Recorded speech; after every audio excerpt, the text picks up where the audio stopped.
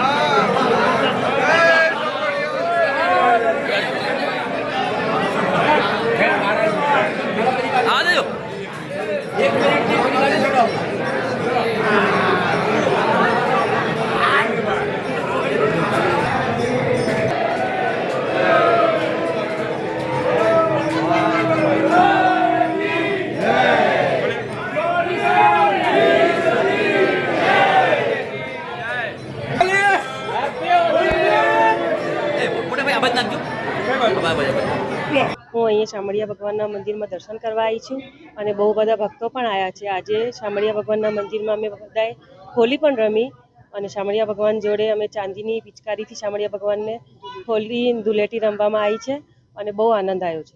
જય શ્રી કૃષ્ણ. આજે ફાગણ સુદ પૂનમ એટલે કે હોળીનું સુંદર મજાનું મહત્વ એવું છે કે અધર્મ ઉપર ધર્મનો જય એટલે કે હોલિકાનું દહન અને પ્રહલાદનું બચવું આ સુંદર એક મનોરથ છે. તેના અંતર્ગત શામળાજી વિષ્ણુ મંદિર ખાતે આજે ભગવાનને વિવિધ રંગોથી હોળી રમી અને ભગવાન જોડે ભક્તો પણ હોળી રમીને ધન્યતા અનુભવી રહ્યા છે.